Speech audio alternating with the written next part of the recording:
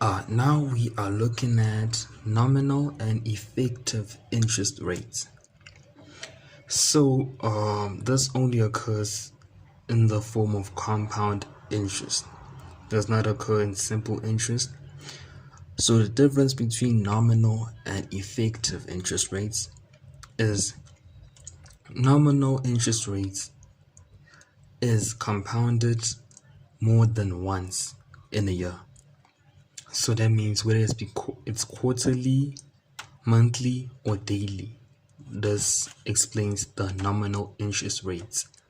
And then effective interest rates is compounded only once a year. And the formula is like this.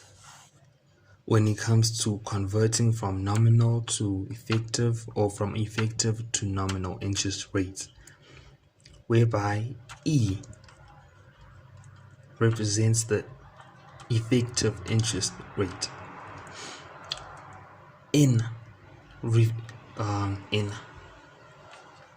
the capital N represents the interest rate, the nominal interest rate.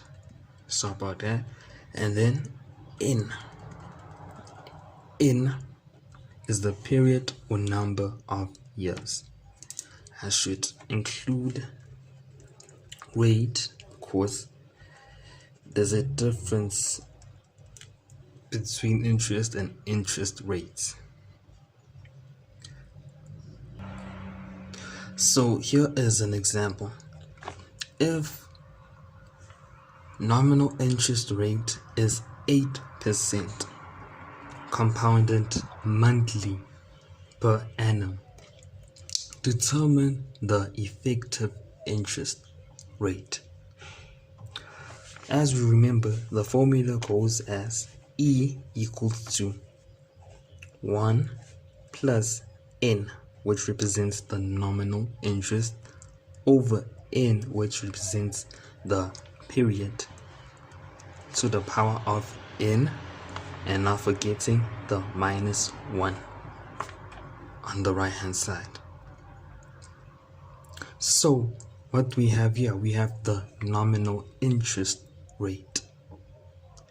So let us calculate what everything we have. Let us write it down. The nominal interest rate is equals to 8 over 100. So about that equals to 0.08. What else do we have? We have in per annum. Per annum, it is compounded monthly. If you remember from the compounded interest formula, you remember we'd have the n that we add here and here. That n would be like the n which gives us the conditions of the investment, the compound interest. So what happens is, normally if it was quarterly, it would be over 4, and now it is monthly, compounded monthly, so we would say it is 12 per annum, because there's 12 months in a year. So we actually have everything. E, which is the effective interest rate, I should have written rate, is equals to unknown. Sorry for the confusion, guys. Then it's time for us to substitute. 1 plus n, 0.08, which is the nominal interest rate, over n,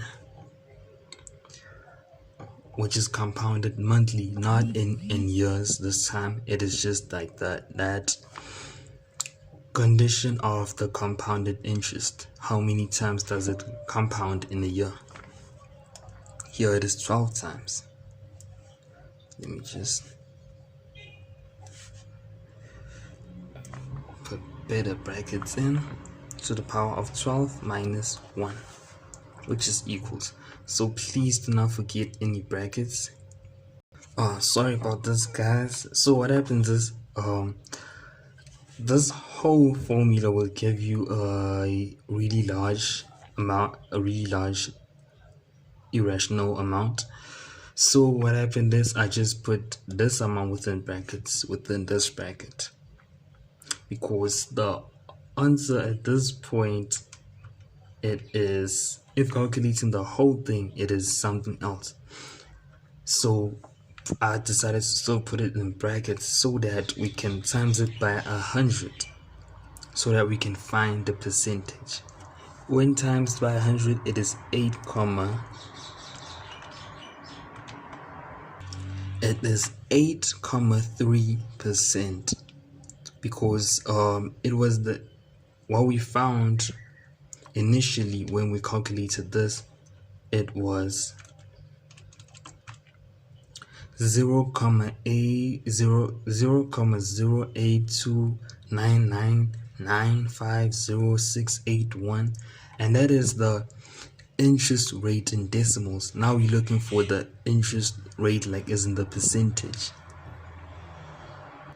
Yes, it might be confusing, but as you remember, it is initially over 100, and now we are looking for the percentage specifically.